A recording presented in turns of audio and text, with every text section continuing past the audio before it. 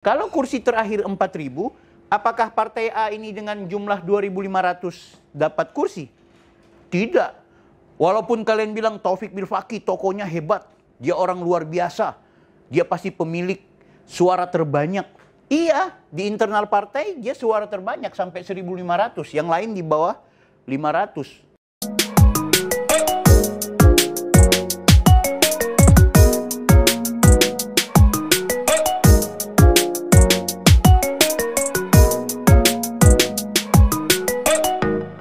Iya, yang jangan dilupakan adalah kalau kita mau mengetahui bahwa caleg yang ikut berkompetisi ini akan duduk atau tidak, sebenarnya sebelum membaca potensi dia, kita juga harus membaca potensi partai politiknya.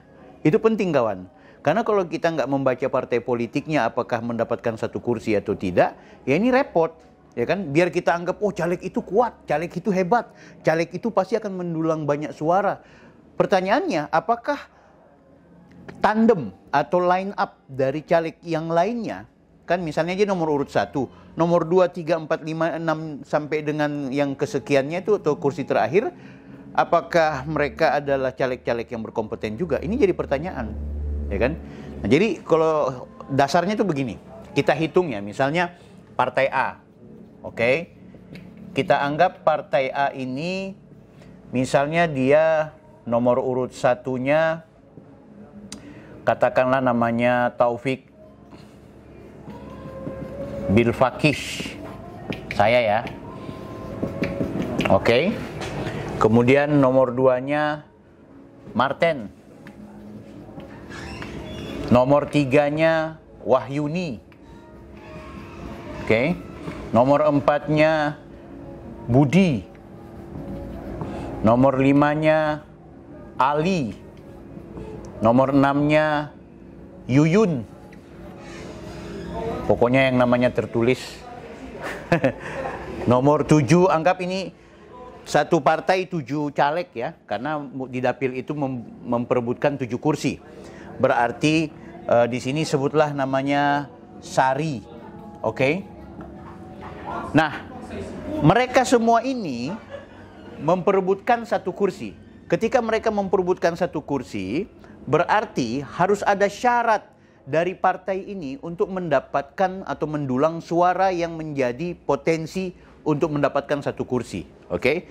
Nah, kita hitung. Anggaplah mereka berkompetisi di dapil Tikala Pal 2 misalnya.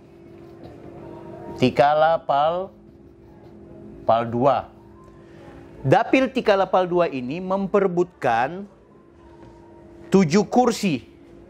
Nah, rata-rata kursi yang bisa didapat di kursi terakhir, misalnya berdasarkan daftar pemilih tetap, berapa jumlah pemilih, kursi terakhir itu katakanlah paling minim 4.000.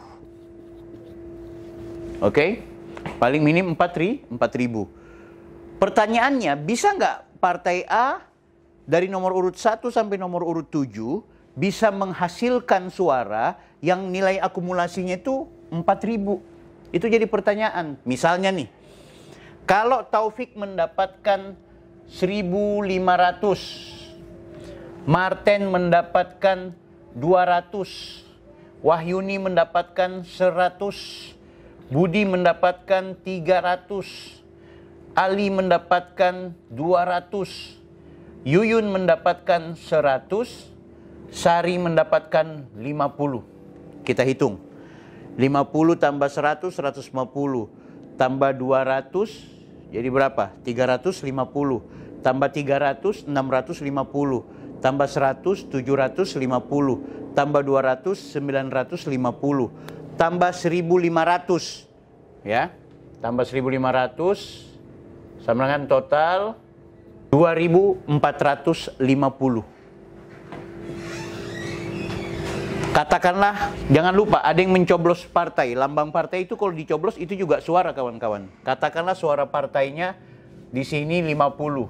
Berarti jadi 2.500. Akumulasi nomor 1 sampai nomor 7 dan suara partai cuma 2.500. Sementara kebutuhan dapil itu Suara paling kecil 4.000. Suara paling, maksud saya, kursi terakhir itu 4.000. Kalau kursi terakhir 4.000, apakah partai A ini dengan jumlah 2.500 dapat kursi? Tidak. Walaupun kalian bilang Taufik Bilfaqih tokohnya hebat, dia orang luar biasa, dia pasti pemilik suara terbanyak. Iya, di internal partai dia suara terbanyak sampai 1.500, yang lain di bawah 500. Tapi apakah partainya dapat kursi? Enggak. Kehilangan kursi. Sia-sia berarti kalau pilih. Sehingga itu teman-teman harus baca. Ketika Taufik memilih partai A, siapa selain Taufik, ada nggak orang-orang hebat? Atau ada nggak tokoh-tokoh? Atau ada nggak line up-nya, baik nomor 2, nomor 3, nomor 4, nomor 5, nomor 6, nomor 7, yang bekerja? Ya kan? Ada nggak mereka turun lapangan? Lihat medsosnya, lihat spanduk-spanduknya. Ya kan? Ada juga orang nggak pakai spanduk atau baliho, tapi dia naik turun rumah. Ya kan? Itu kita perlu lihat. Kalau cuma 2 orang pun belum tentu. Ya kan? Sehingga itu dari 1 sampai nomor 7, usahakan kalau boleh semuanya aktif bekerja. Gitu. Nah, sehingga itu kawan-kawan penting kemudian membaca caleg-caleg itu dalam satu partai dianggap tokoh-tokoh besar. Ya, tokoh-tokoh ini tidak mesti harus dia punya track record, tapi dalam artian dia giat dalam mendapatkan suara, giat naik turun rumah. Misalnya ketika Taufik Bilfaqih mendapatkan katakanlah 2.000, ya kan? Martin mendapatkan 1.500. Wahyuni mendapatkan 500. Budi mendapatkan 1.000 karena dia sering bekerja. Ali mendapatkan 500. Yuyun mendapatkan 50. Sari mendapatkan 50. Oke, kita kalkulasikan. 50 tambah 50 berapa? 100. Tambah 500, 600. Tambah 1.000, 1.600. Tambah 500, 2.100. 2.100 tambah 1.500 berapa? 2.100 tambah 1.500. Saya kok jadi bermasalah matematika ini. 3.600. 3.600 ditambah 2.000 berapa? 5.600. Kalau 5.600 sementara angka paling terkecilnya adalah 4.000, dapat kursi. Pertanyaannya, dari Taufik, Martin, Wahyuni, Budi, Ali, Yuyun, Sari, siapa yang duduk? Yang duduk adalah Taufik. Kenapa? Karena suara terbanyak. Bukan karena dia nomor 1, tidak. Tapi karena suaranya terbanyak.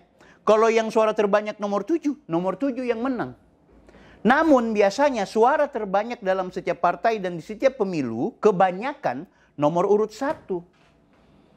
Kebanyakan nomor urut 1 sebagai pemenang. Kenapa? Biasanya orang memilih nomor urut 1 karena dianggap spesial. Gitu. Begini cara menghitungnya kawan-kawan. Jadi bukan soal Anda banyak duit. Nah, kita punya pengalaman gitu. Nah, sehingga itu penting membaca apakah partai ini juga lagi naik daun atau enggak. Apakah partai ini disukai atau enggak. Apakah partai ini figur-figurnya yang nyalek walaupun partainya enggak familiar, walaupun partainya di periode sebelumnya enggak ada kursi. Tapi apakah figur-figur yang masuk ini adalah orang-orang yang disukai rakyat atau tidak? Nah, ketika disukai rakyat, kendati partai ini adalah partai baru, pasti dapat kursi. Kenapa? Karena orang akan memilih orang, caleg, yang dianggap figur. Pikir itu.